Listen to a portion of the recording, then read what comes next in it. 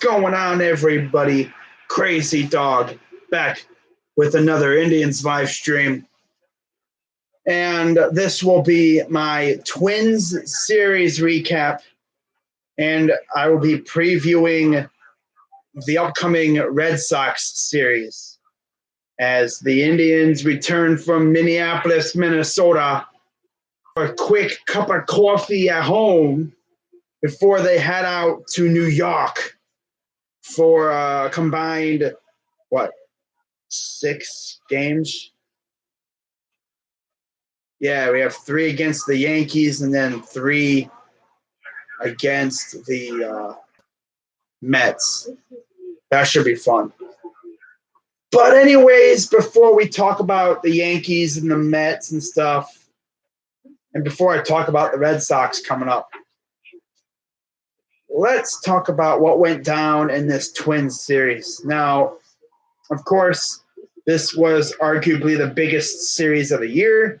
We went into this thing 2 games behind the Twins for first place. And we had a chance to, at worst, tie, and at best, maybe take a 2-game lead. And we had the right pitching matchups to start it off. And, first pitching matchup of the series was Mike Clevinger against Cal Gibson.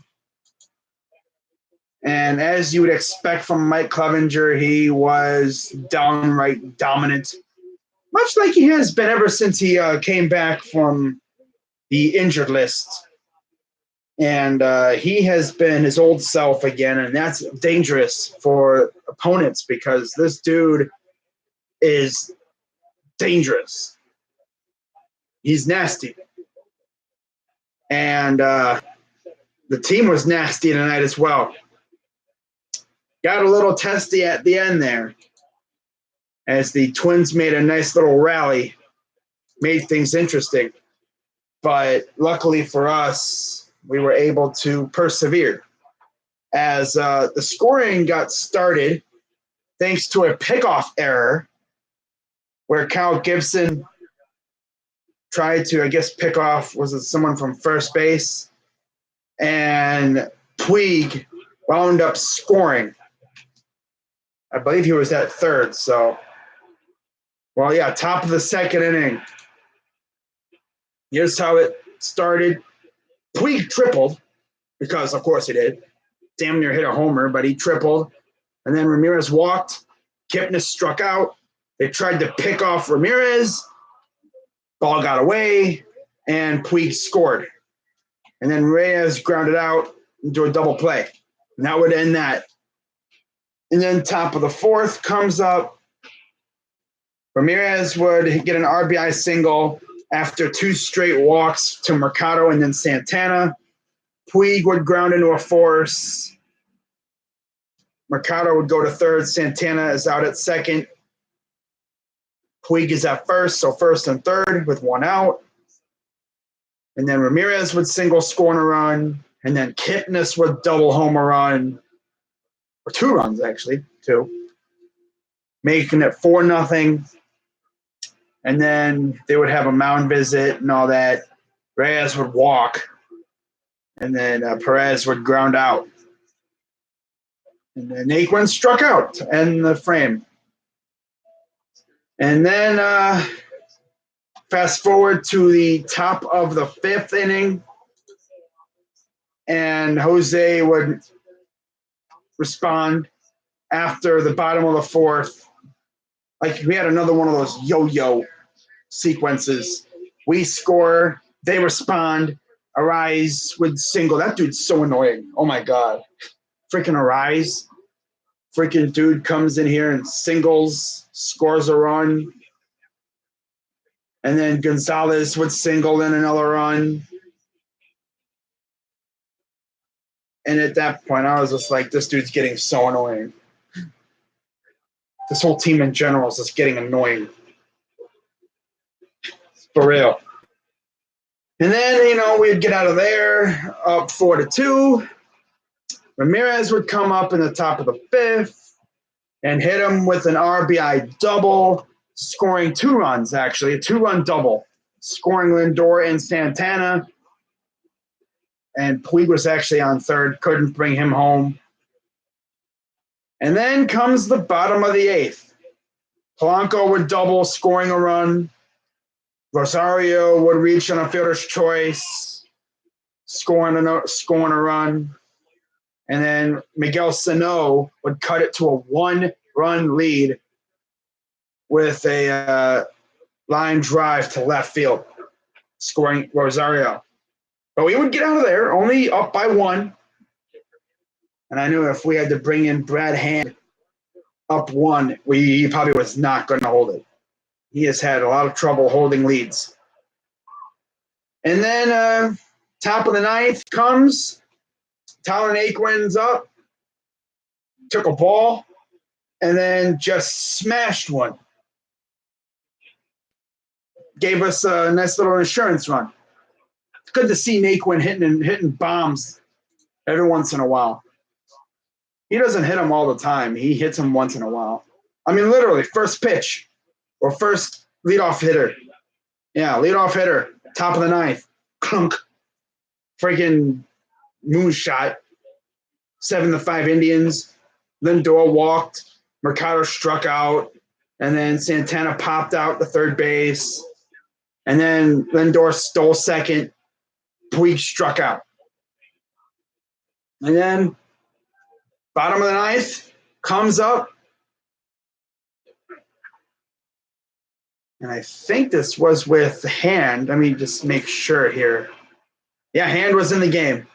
In fact, Hand came in, the bottom of the 8th, Simber came in. And then they brought in Perez. And he didn't do a dang thing. Then it was 6-4. Then they brought in Nick Whitgren. He gave up a runner. I think that was the first time he's given up a run, an inherited runner all year. And then after that, they bring in Brad Hand, and he immediately walks the guy and then got that final out. So, and then he comes in bottom 9 after we had gotten the extra run. Got Garver to ground out after Garver came in for Castro. Adrianza singled. Kepler singled. And I'm thinking, oh, God, here we go again. This dude's going to blow it. And then Polanco would fly out. They walked C.J. Cron. Jake Cave came in for Cron as a pinch runner. And then they got Rosario to fly out. And that would do it. So Indians take game 1 of this 4-game series. Final score, 7-5. Clevenger got his 7th win of the year. He's 7-2. Gibson took his 5th loss of the season. He's 11-5. That's impressive how good he's been this year. And then Brad Hand got his 29th save of the season. 29 saves. Wow. That's impressive. And in terms of how long each pitcher went, Gibson went 4 1/3. He was definitely worked hard. As gotta like what this lineup has been able to do against opposing pitchers, really working their counts. 4 1/3 innings, 4 hits, 6 runs, 5 earned, 6 walks, 2 Ks. Clevenger went 7 great innings, 3 hits, 2 runs, 2 earned, 1 walk, 9 Ks. Fantastic outing for Clevenger. And keep in mind, this is coming off of the bullpen game. Remember, we had the bullpen game, that final game of the Rangers series. And this dude literally comes out there and gives us 7 great innings. And then Simber, Perez, Whitgren, Hand all came in there and pretty much locked it down. So I liked what I saw there. So there's year one. So now one game behind. Yeah, one game behind in the Central after that win. Now, Indians won 7-5. Now we head into game 2 of this big series. And it was Shane Bieber going up against Devin Smeltzer. Now, we faced Smeltzer before. We beat him before earlier this year, I think, when he made his debut. And I knew that we probably could have really done some damage against this guy. And sure enough, that's exactly what we did. We got after him a little bit, beat him up, and with the way the Twins bullpen has been this year, I liked what I saw.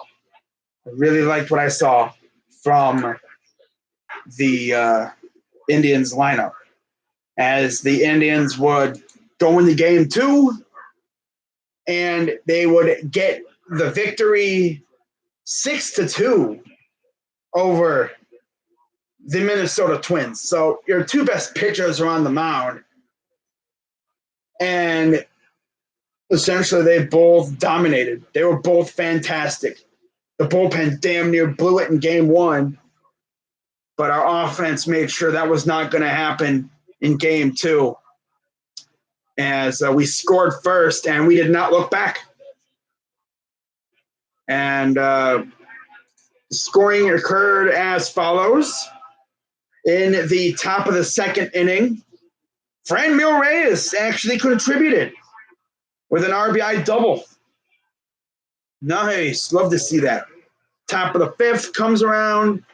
Santana singled in a run. Puig came around, singled a run. Ramirez doubled in a run. Perez singled in a run. And then Kipnis sacrificed himself and scored a run. So essentially, we just did to them what they did to us the night before, except more brutal. I love when my offense just hits them with that small ball, just like 6-7 hits in an inning, and you score a crap ton of runs. Love that. And of course, the Twins would not go quietly. You know this by now. Bottom of the 5th, literally right after that inning, Jason Castro goes lift off. That seems like that's all they do is just go lift off. They're home run merchants over there in Minnesota. For real. And then bottom of the 6th, Eddie Rosario homered, makes it 6-2. That's it. Nick Goody came in the bottom of the 9th. Clean inning. Got thrown the fly out. Castro grounded out. Cave singled. But Kepler struck out. End of the game. So Indians win 6-2. Bieber got the win 12-4. He's 12-4 on the season. Smeltzer takes his second loss, both to the Indians, of course. That's kind of funny. And he is now 1-2 on the season. As for how long each pitcher went, Smeltzer went 4 1/3. Again, 7 hits, 6 runs, all earned, 3 walks, 4 Ks. Bieber went 7 innings, again, 7 hits, 2 runs, 2 earned, 2 walks, 11 Ks. And yes, he did give up 2 ding-dongs, but it don't matter. We were already kicking the crap out of him anyway. He's kind of prone to that every once in a while. But it happens. He's human. Now, taking those 2 games, we're tied in the division.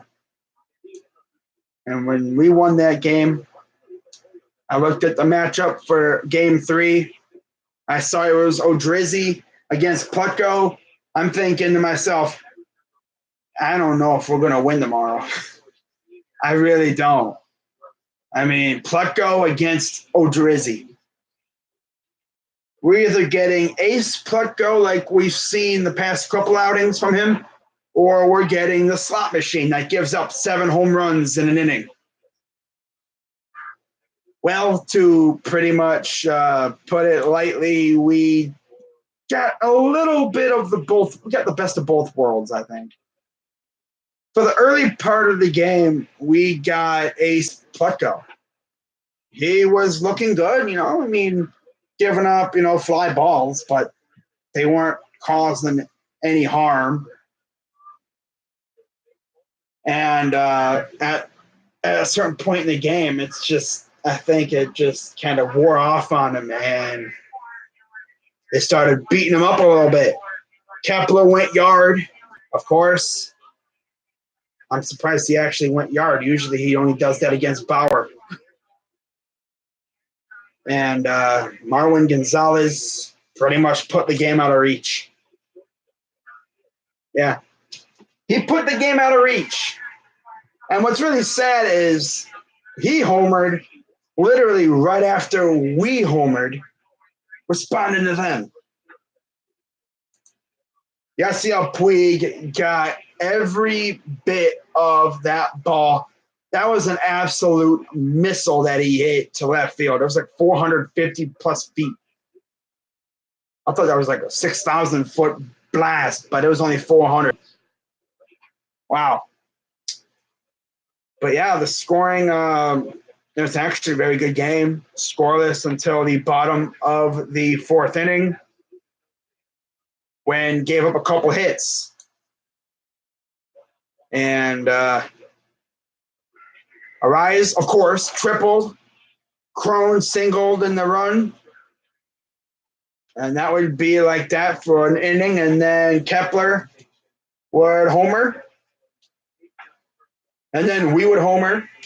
And then they would homer. And that was it. That was it. And what really made me mad about this game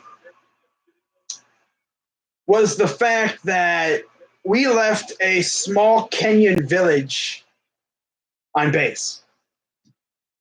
We left a small village on base. Yeah. We left a small village on the base paths. Like 10 runners. We had the bases loaded, I think, one time.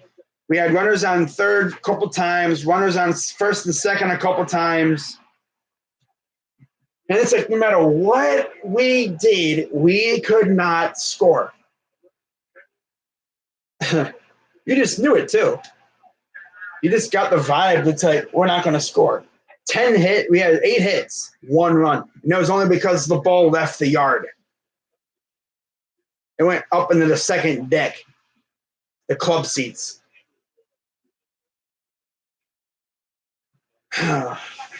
Just that kind of game. You have those games.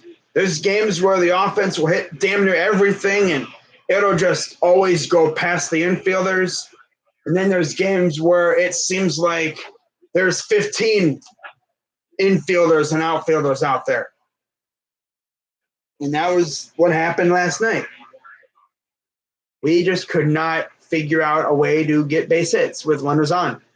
It would have been a much different game, but it happens. And I got to give a lot of credit to Plutko. He kept us in the game until he just completely fell apart. Could have been a lot worse, though. Could have been way worse. We could have easily not even scored. But yeah, Odorizzi got the win, 13-5. Plutko takes the loss. He's 4-3. Rogers got the save, his 18th.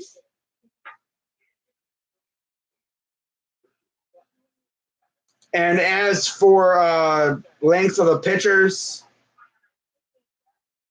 Odorizzi went 5 2/3, 6 hits, 4 walks, 6 Ks. Plutko went 6 innings, literally 1 more batter, 1 more out.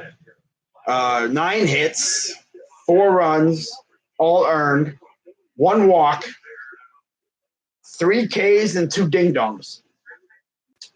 That sounds like a Plutko stat line to me.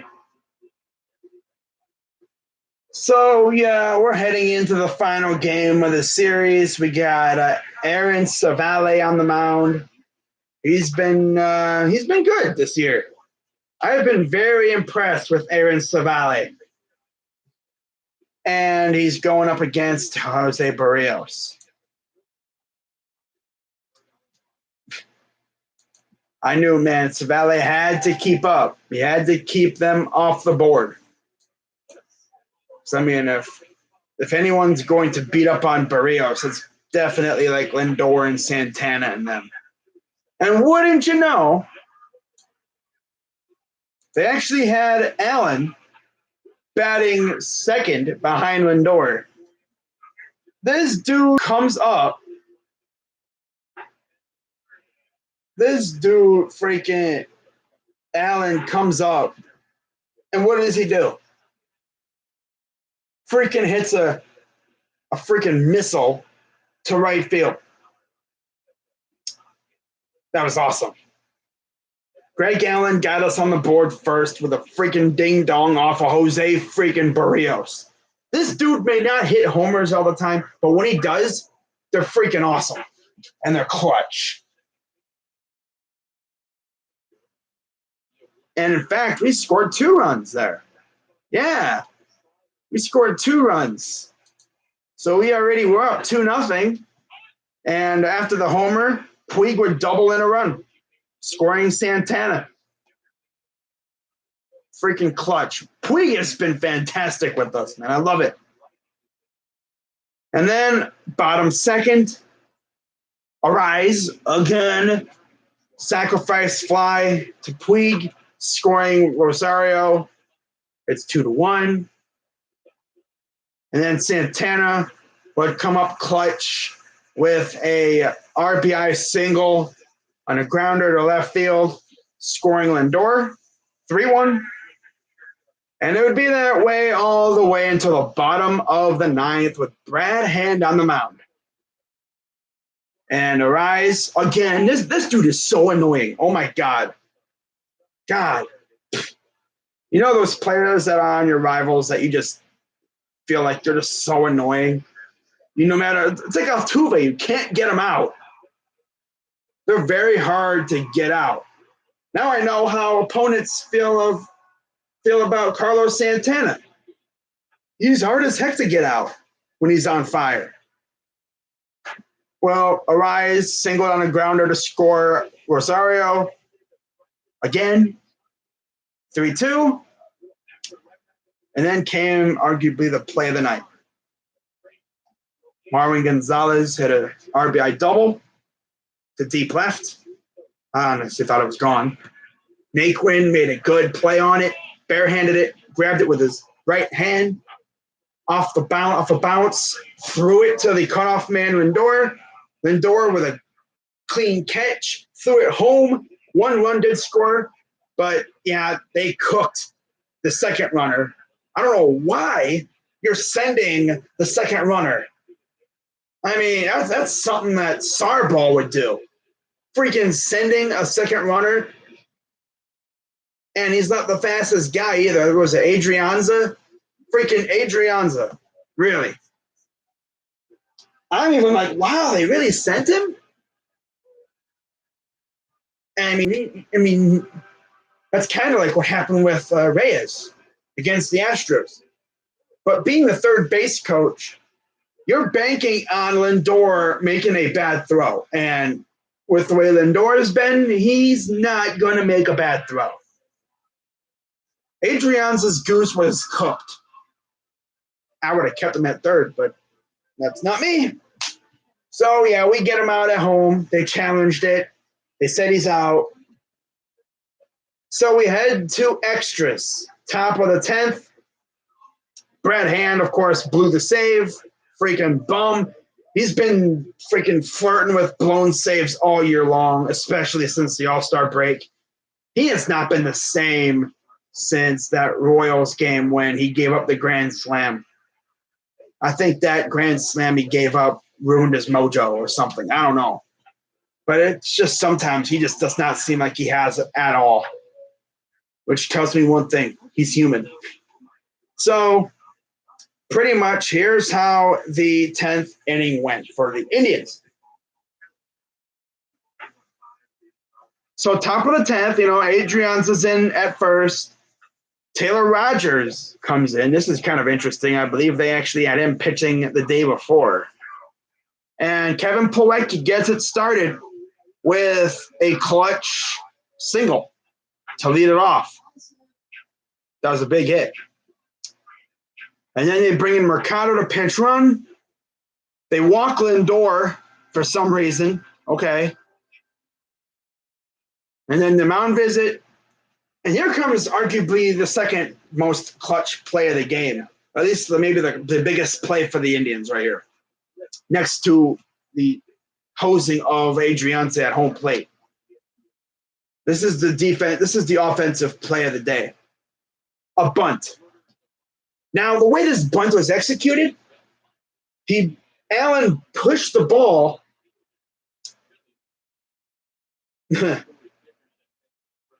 Allen pushed it, and it went kind of behind the pitcher to where Rogers had to turn around and go after it, and he kind of stumbled. He was not able to get anyone. And that would turn out to be costly because Carlos Santana is up. A 1-2 count, or 2-1 count, excuse me. And he takes that next pitch and puts it in the bullpen. Grand slam. 7-3 Indians take the lead. Mound visit, they're like, crap. We just blew the game. People start heading for the exits. Then Puig comes up. By the way, there's still no outs. Puig gets caught out on strikes. They bring in Cody Stashik for Rogers. Yeah, because after the Grand Slam, before the Grand Slam, or during the Grand Slam and everything, no one was up, so they had to keep Rogers out there for another batter until Stashik was ready. And they actually had 2 mound visits in between that too, in between before and after the strikeout of Puig. They bring in Stashik. He got Ramirez to fly out, and then Kipnis pops out.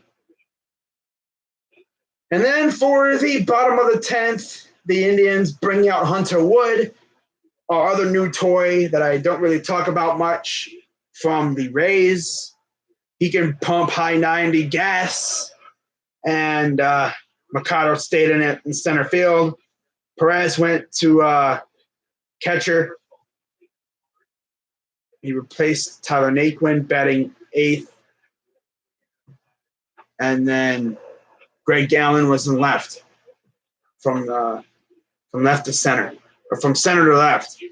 So first guy up, it's Kepler. Ground out. All right. Polanco's next. Ground out. Then Sano. Ground out. 3 straight ground outs to end the game for Hunter Wood. And wouldn't you know, the dude who blew the save got the win. Okay, that's interesting. Yeah.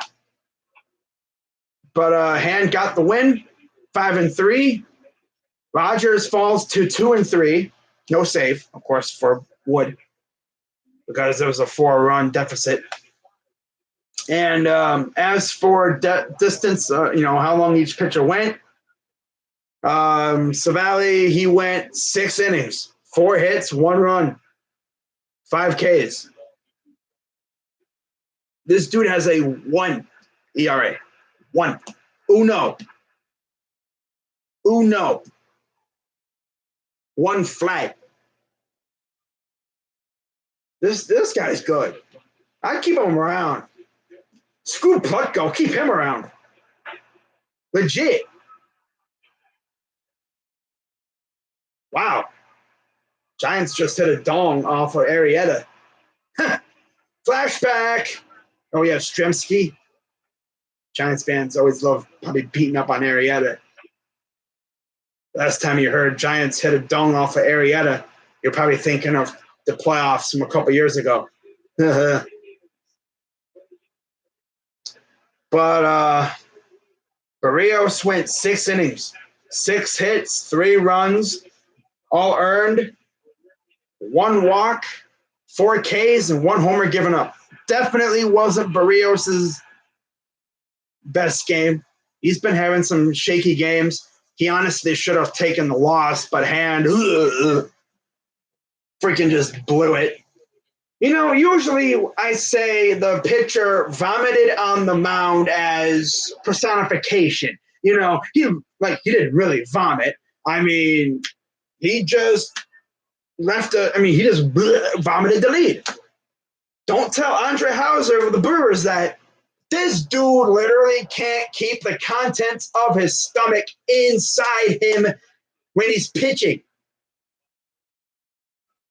He's done it twice. This dude has vomited on the diamond twice. He needs to take a freaking Pepto or something before he pitches. God. What is he eating before games? He's now vomited twice during Oh. I mean, what is up with this dude? Freaking Hauser. Twice he's vomited on the diamond in front of tens of thousands of people in the stadium and millions watching on TV. Good going, dude. Yeah, just let the contents of your stomach out during a game. I know it's not, rare to see guys vomiting on the mound or on a playing surface. Just ask, what's his name? From the Steelers a couple years ago. This dude literally in Miami makes me want to hurl. Vomiting. Oh, man. I've seen it before. Mainly you see that in extreme heat, but that was in a controlled environment in Milwaukee. Interesting. Wow. Jake Arrieta, 21 home runs allowed in 135 innings. Eek. But liked what I saw tonight from the bullpen. Savali did great. Goody came in there. Goody's been, how do I say, good. Perez, he was clean inning for him. Simber, same thing. Everyone was good until freaking Hand decided to just vomit all over the mound, give up a freaking lead, choke it away. And then Hunter Wood came in there and cleaned up the mess after Santana had already hit the grand slam to give us the win, pretty much. So with that, Indians once again tie the Twins in the AL Central. Very, very impressive what I've seen. A couple months ago, early June and May, we were 11.5 behind. And everyone and their mother was saying we were going to sell at the deadline. And that the Twins were going to run away with the Central and all that other hullabaloo. But now we are still tied. And speaking of the Brewers, the Twins, I believe, will be facing the Brewers coming up.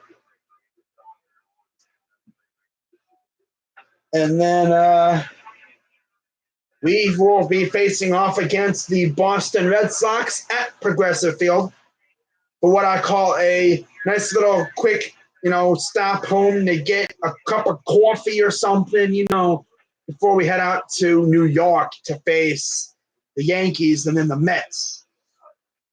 And so let's take a look real quick and see what we got in store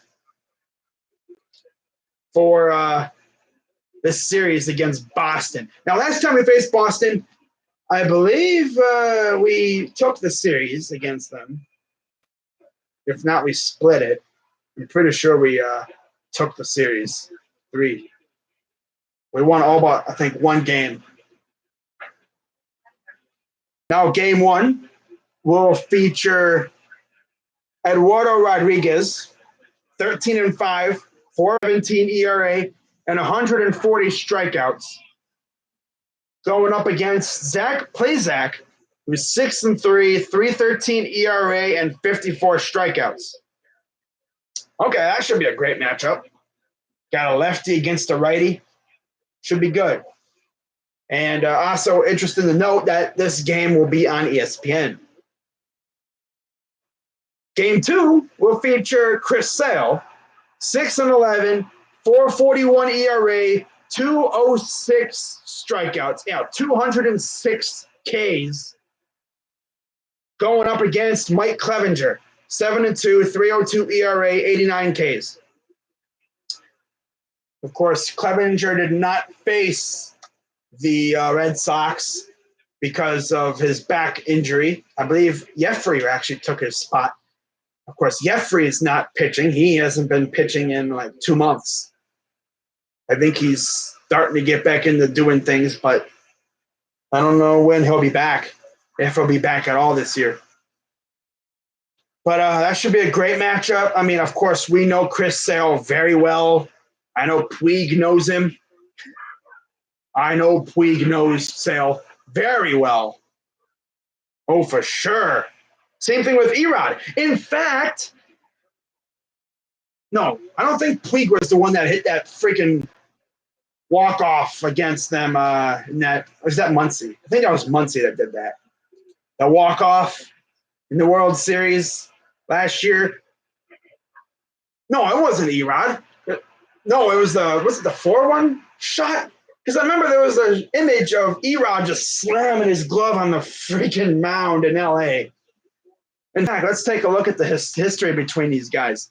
Perez is the only one that has a home run against him, so obviously it wasn't Puig. Although Puig has, I think, faced him, but I don't know. It says they've never faced him, but what do I know? Of course, they've never really faced Plesac. Well, they have, but they haven't done it. They didn't do anything to him. They at most got 2, 3 or so at bats against him. It'll be interesting to see what happens tomorrow. Of course, I will be streaming tomorrow. It'll be fun. And, yeah. Game 2 will be Savali. No, not Savali. Game 2, of course, Clevinger and Sale. We know him very well. He knows us. We always used to kick the crap out of him when he was in Chicago. We haven't really faced him in Boston. And then game 3, it will be Shane Bieber on the mound for the Indians, and the Red Sox have not announced their starter. I know it's not Cashner. Something tells me it'll be Porcello or Johnson. I don't know. I mean, last time we faced these guys, like, their pitching sucked, except for that final game in which freaking Jeffrey just imploded. Now you're getting arguably our 3 best pitchers right now. For real. Like, you're getting Clevinger, Bieber, and Plesac, who has been phenomenal this year. And then we go to the Bronx. Yeah. And that means they'll be getting, oh, God, Plutko pitching in the freaking playpen? Oh, hell no. That means it'll be Plutko, Savali, and seriously, Plutko, Savali, and Plesac in the Bronx. Oh, man.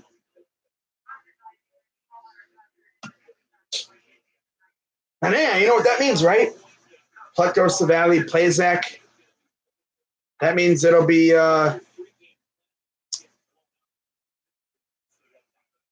freaking Clevinger, Bieber, probably Plutko in New York, in Queens. I can't wait until Kluber comes back. I cannot stand watching Plutko in our rotation. He's not good. He's probably going to give up like 7 home runs in that Yankees series, just the way he is. But not really much else to say regarding that. So let's look at the comments real quick, and then I'm going to get on out of here. Yo, what's good? It's popping. Hi. Oh my God. What's up, son? What is up, my son? Browns. Yes. Yes. Yes. Browns. Just comes and says Browns. Okay. What about him?